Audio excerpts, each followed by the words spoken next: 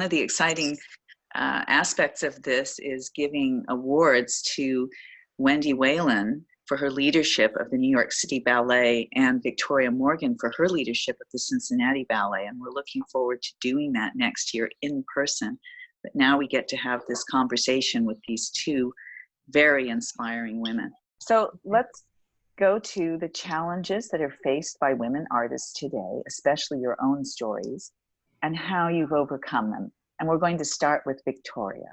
I mean, I feel like the art form has shifted. When I first applied to be artistic director, it was because I was with the San Francisco Opera. I'd been resident choreographer for almost 10 years, and I was feeling kind of a frustration about not kind of being the gem of the evening. And I really, and Kathryn, you were there for part of that, but I really wanted to get back to the source of inspiration. And I had a wonderful friend in Salt Lake City who was always supportive, a lawyer who helped me put together a portfolio that I never would have been able to manage myself.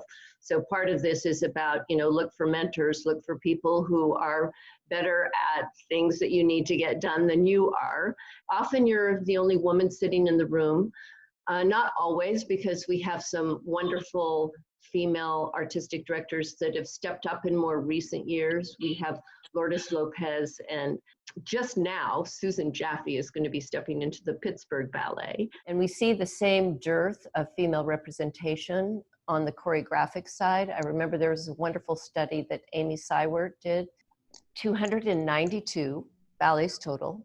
Of those 292, 27 were choreographed by women, wow, which is about 11%.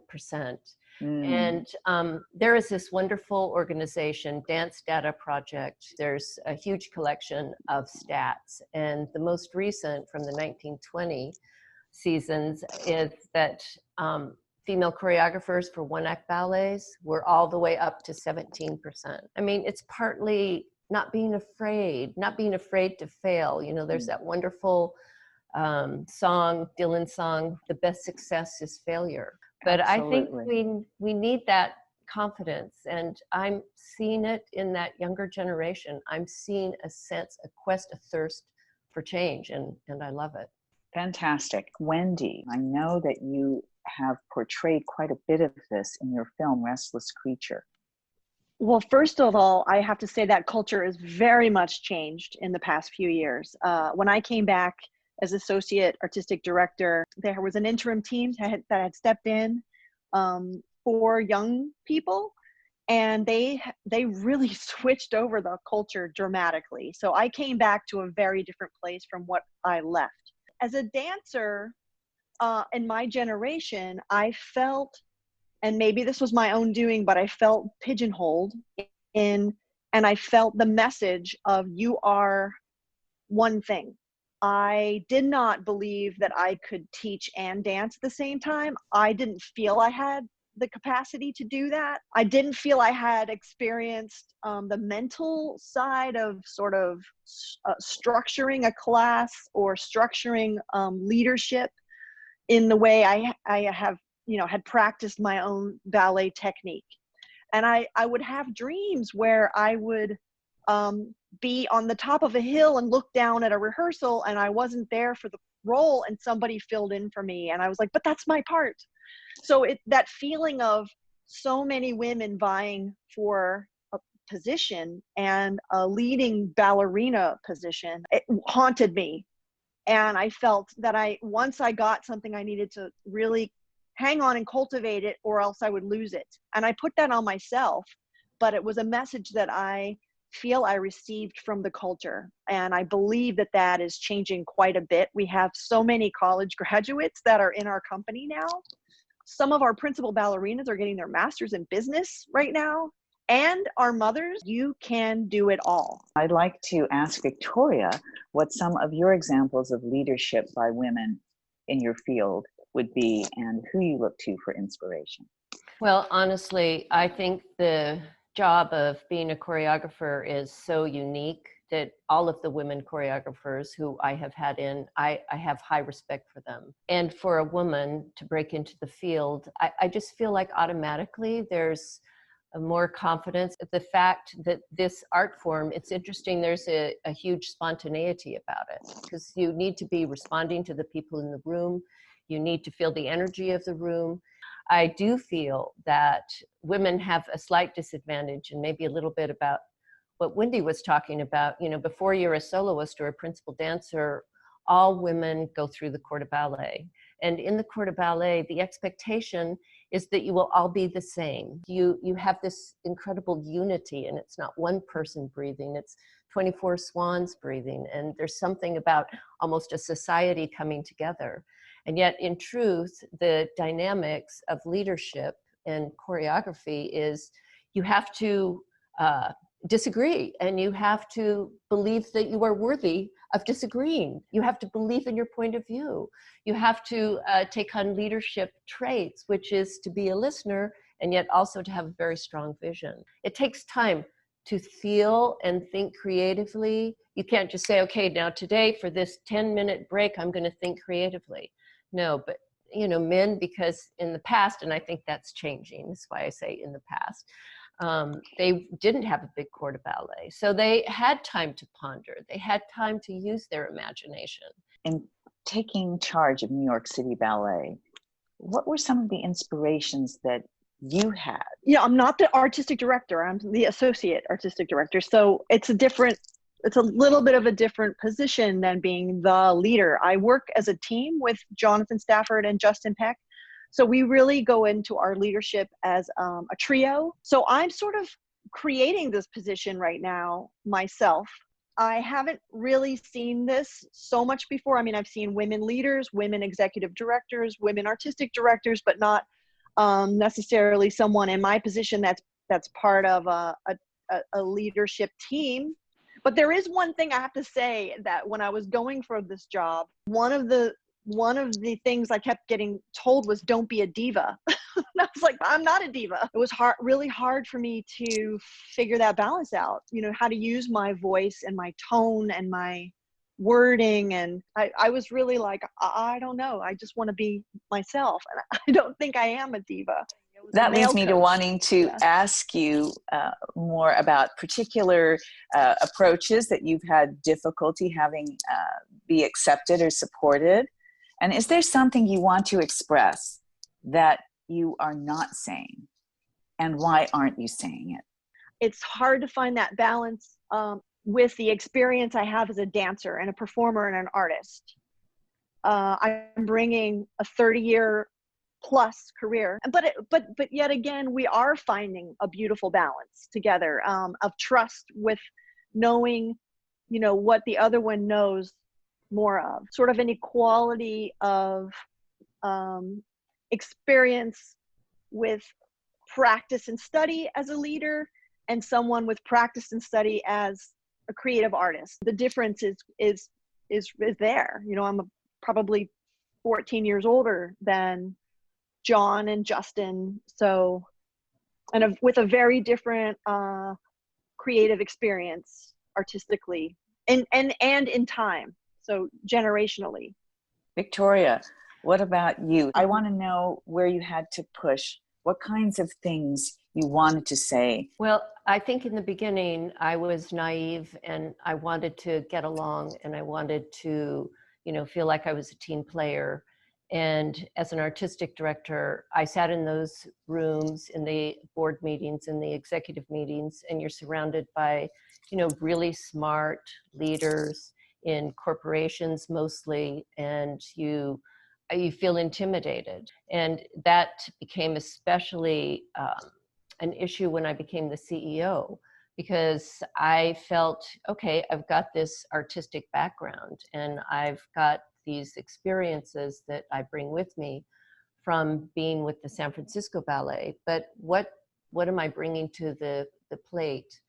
And I have to say that while I had to stand my ground and sort of learn to trust myself, I felt like a bad decision was about to be made, and that was cutting the number of weeks for the dancers down to below where other mid-range ballet companies were. And I felt like then that's the beginning of the end, because the dancers are the artistry and are your reason for being. And if you can't have that competitive edge to attract good dancers, you're just not going to be a good company. And I felt that Cincinnati Ballet deserved to be a good company. And we have one of the largest endowments of any mid-range ballet company. And we've got a $1.5 million operating reserve. And honestly, it's that kind of sort of financial stability that is giving us a little confidence to get through COVID. Yes, and this whole experience of COVID that we're all going through is very, very challenging. And we've made tremendous progress in many fields for women, and there's a concern now that we could drop back.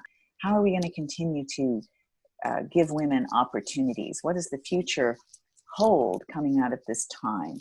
Well, I keep thinking about this, the image of a pie, and how at this point we really have to fill in the pie with all spectrums of our society to find that balance and to find those voices and to find a union forward. I think that that's kind of coming into play right now, especially with the other disparity that's been happening across the United States with George Floyd and the racial disparity and the protests. So I really think this is a time, it's very challenging, but I think it's a time of real turnover. I think and hope and pray that through all these discussions that are happening, because we have the time right now online through these Zoom conferences and these interviews and these meetings, I feel like these different conversations are helping to unearth these roots that have kind of held parts of society back. And we have this opportunity again for moving forward. And that's my next question really, is what is the future of ballet? Well, I really think that with any relevant arts organization, you're going to be receptive and you're going to absorb the conversations and the attitudes and the ideas that are a part of your own generation. And, frankly, if you don't, you won't exist in the future. But I think what is very interesting, I love that book, what's it called? Apollo's Angels, where you get really the historical, and you go through every phase of ballet that occurred, from the very early stages. Catherine Domenici in Italy, she took it to France when she married King Henry II. And then there was Petipa who came along, and Balanchine took that very classical look and put these amazing, incredible dark light footwork that just blew us all away, and it was all about musicality. So we've seen this art form and this idea of how movement gets incorporated into ballet, how it shifts this art form. And this might be the right time to talk about Jennifer Archibald, who has been our resident choreographer for 5 years, came through the Alvin Ailey School. She thought she was going to be a ballet dancer, but her career took her more in direction of hip hop and breakdance and crunching. And she's the amazing combination, because sometimes the blending of those divergent genres can feel awkward. But I think because she had a strong ballet background, she is able to bring an edge that is equally as inclusive of the hip hop and the dynamics and the aggression and the forcefulness, a beautiful blend with ballet technique and ballet power inside that technique. And so I feel that, part of this shift, it does absolutely have to happen. You think about, I wanted our dancers to see this gorgeous African-American woman in the front of the room who would inspire them and drive them and make them feel that they are doing things that they didn't know they could do. We're in an amazing period of history. For generations down the line, people will be writing about this COVID-19, and in conjunction with this huge addressing of the inequity in our society, in our culture, And they'll be talking about how this shift happened and how everything moved off point from where it used to be. I can't think of a ballet company who didn't make a comment about standing in solidarity and we must do something about this and let's make a change. And reading all the comments, I see that, you know, I understand it. I mean, heaven help us, from 1865, things changed, or we're supposed to. Well, I got a chill as you were talking, because I agree. I think this is a pivotal moment in our whole history of dance and in the world. And I know that at the end of Jennifer's book, she had posited that maybe ballet was dying. So it's ironic that at this moment where there's so much challenge, that this is the moment where ballet, where all of us actually have a chance to live in a new way. So I want to now turn to Wendy, because you're with City Ballet. Well, we had to shift our programming, of course, because of COVID. And we have, out of 7 commissions for this coming year, 3 of them were female choreographers, which was a lot for us. One of them was a female choreographer of color, the first ever for us. I have chills now because the thought of that is very exciting to me.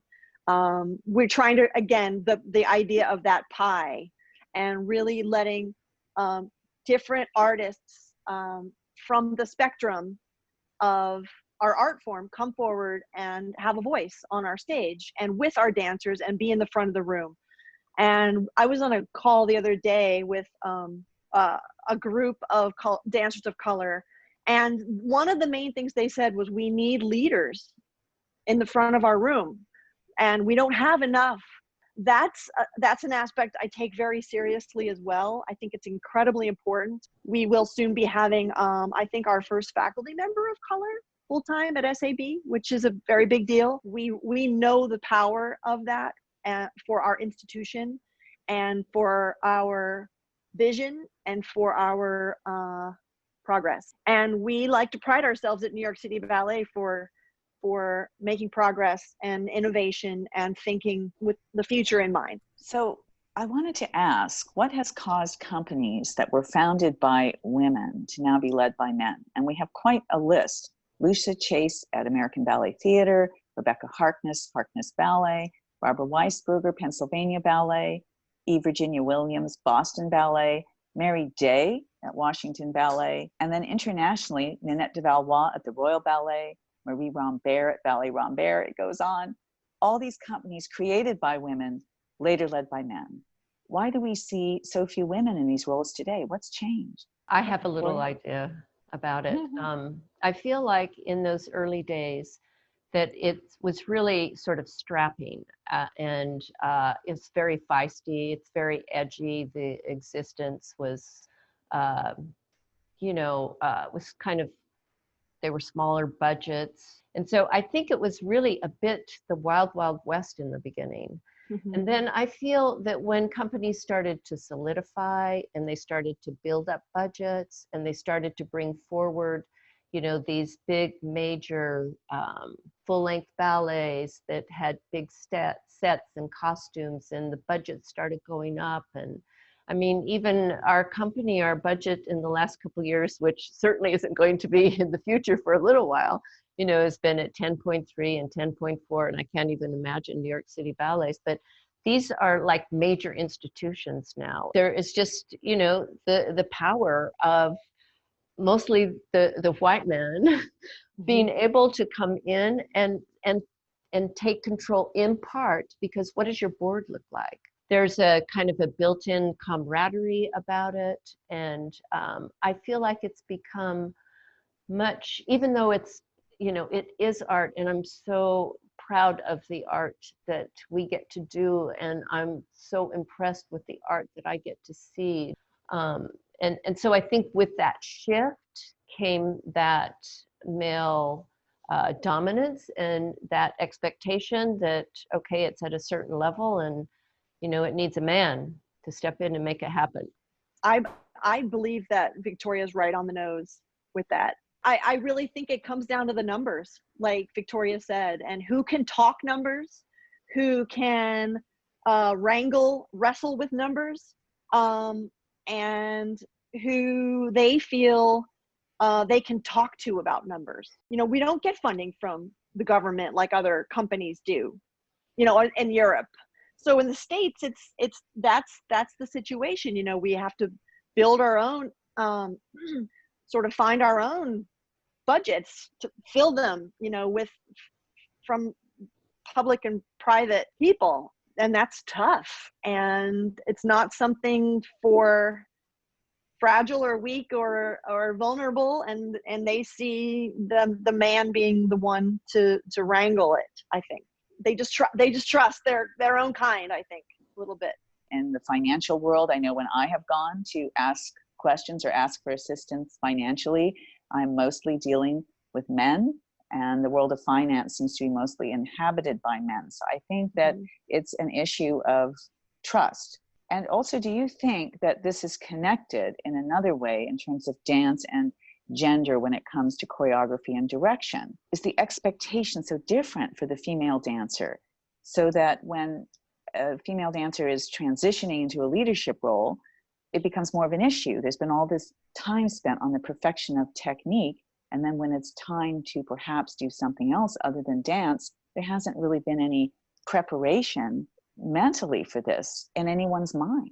One of the things we talked about that is of concern is during COVID, you know, women and our dancers maybe aren't pregnant as often as the general population, but we as leaders want them to be able to have that experience of having a family and being able to dance. Really, that's been going on for a long time. I remember in my years of dancing with San Francisco Ballet, you know, there's Sarah Van Patten, who has 2 children. Tina LeBlanc had children. Katita Waldo, Kristen Long had children. And so you want to make this available. And yet with COVID, and it's a very interesting conversation because it's not only, of course, ballet companies, but it's corporations. And I'm a part of a very interesting and stimulating organization in Cincinnati called Cincinnati Women's Executive Forum. And it's mostly CEOs in the corporate side of life. And they too, I've been inspired by them. They've been pushing to open doors for women, for female leadership. And we're all concerned about, you know, how do you do it? You're a woman, you're at home, you're educating your child, and you are working that full-time job, and you're trying to keep up with it all. And when will daycare come back? And how is that going to impact our future as, you know, hopefully we're not talking about years and years, but we're probably talking for about a long time right now, which can actually change a whole trend. You know, there's been this huge focus. Let's open the door. Let's make it happen. Let's give them the right for it. Let's give them the voice for it. And there's no option. You can't actually take advantage of that voice. And then you get set in a whole different path, in a whole different groove. Wendy, we had a conversation earlier about women choreographers, and a conversation that you and I were having just sort of casually in preparation for this actually turned out to be a big conversation, because this is the kind of question we need to be looking at across the board at all of our institutions. What's happening with women? And you shared with me, Wendy, about how you were helping dancers who were transitioning in terms of looking out for what could take place next. When I left the company, New York City Ballet, I hadn't prepared myself for what was next. It was kind of like looming in front of me, and I had so much fear, and I didn't trust that I had other gifts than just being a dancer. I did this film. I was part of the documentary that followed the end of my career. And part of the reason I did that film, I didn't want to do that. I didn't begin the talk about it. But I chose to accept the proposition because I wanted it to be helpful to the next generation, so that they could see, so that they could plan a little earlier and think about themselves as artists, and and how to not land in the position that I felt I was in. I just want to be as supportive to the females leaving the company that are in that position, because it does still seem to be, I do see this imbalance of the men getting taken for these leadership roles or these ballet mastering roles, or it's just, I feel it and I see it, and I want to step in whenever I can to support and help them see the more aspects of themselves than they might see in themselves. Yeah, it's a very complicated thing for each person. I think sometimes for women, it's just that a little bit of an edge tougher in that way. We want to make that opportunity available as widely as possible. I see change in that many schools are now incorporating choreography. There are more programs for women to choreograph. Do each of you have programs like that? Victoria, do you have a program such as that? We do, and I'm really thankful for it because, you know, just like those early classes, there's, you know, as I said, 20 young girls and 1 or 2 men, boys. And so we offer it as part of the academy curriculum. And so the odds are the same in the classes. There's way more women, girls, taking choreographic classes than there are men.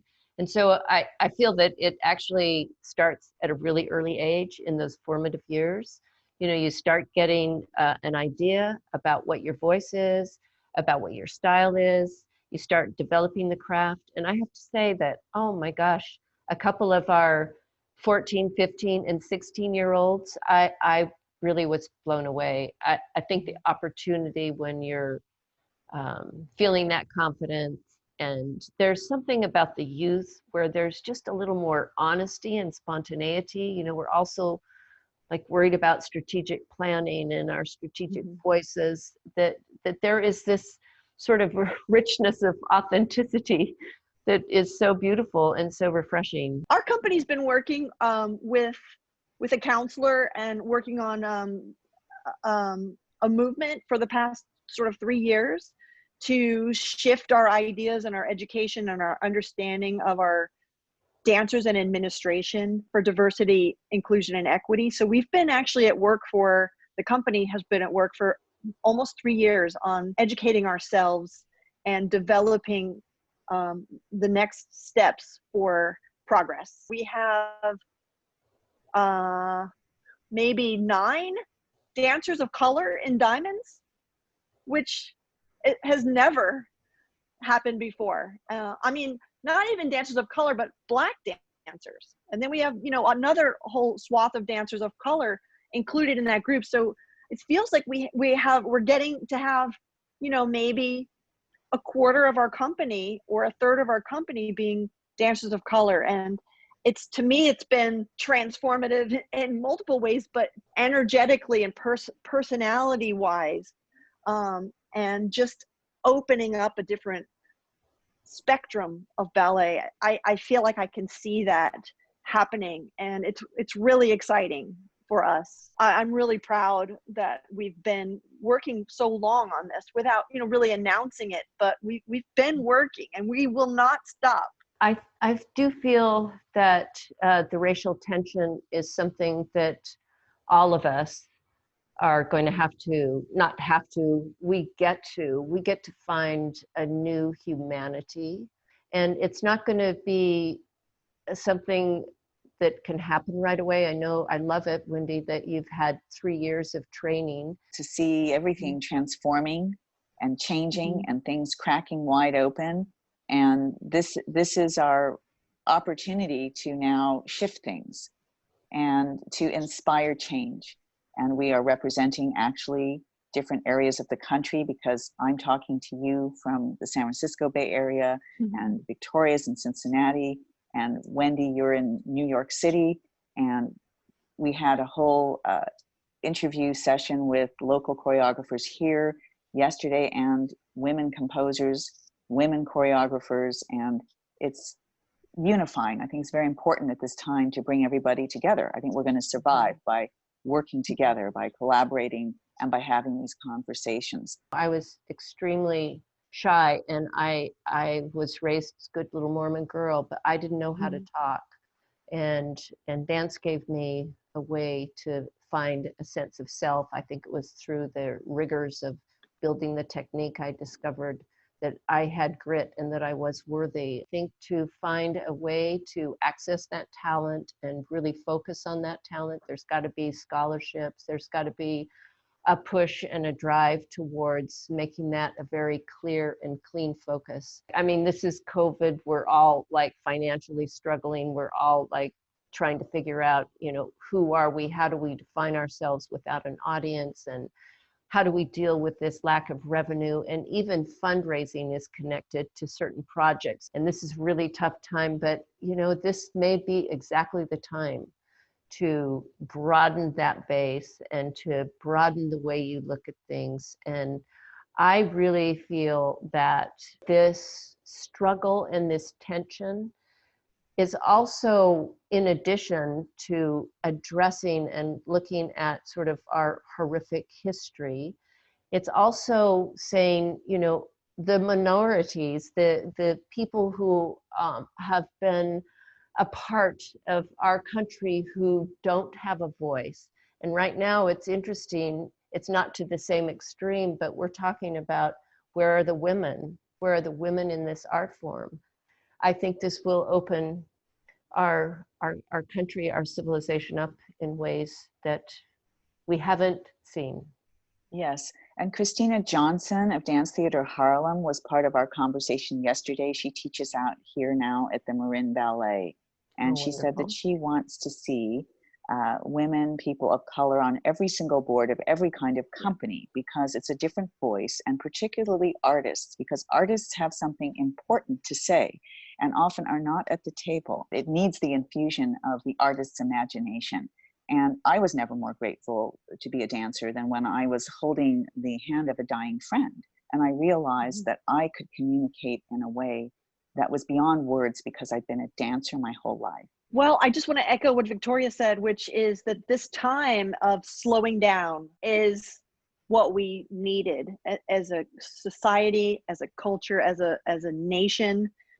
Just to kind of flatline for a second has been so helpful in us getting a moment to take a deep breath and get some perspective and step back and see where things have lined up. In artistry, what's important, and that is human spirit and community and so many other adjectives that we forget about because we are worried about time and money. I'm very hopeful that this time is a dose of antibiotic to our community, to sort of kind of purify and strengthen the real source of what we're doing as artists and as just human beings. So I have a lot of hope. It's an honor to be able to speak with both of you, and hopefully others will join us in the conversation. The hope out here is with the local choreographers too on the Djerassi website, that every month there'll be a featured piece, a short piece by a woman, mostly choreographers, some composers, to keep the whole conversation fresh and alive and people returning to this conversation and hopefully others in the future. I also just wanted to say on a personal note, this whole thing was supposed to happen live, but it's happened this way, and I think it's actually going to reach more people, and that's good. And I look forward to having you next year in person. We want these things to happen. These kind of confluences of energy are very important. And this, this was the 5th year of the Women Choreographers and Composers Residency, and I was kind of shattered, as we all were when COVID came along. So now I feel this is a bit like the Firebird, that we've been resurrected from the ashes. The phoenix is rising, and we were able to make something out of this. And that's what's important, is that we move forward. Well, thank you, Kathryn. It was really great, and you got us thinking. Loved the stimulation of it, and such a pleasure. I feel so lucky to actually, I'm honored to be with Wendy. It's so cool. Oh, thank you. I'm going to be calling you soon for some good leaderly insights.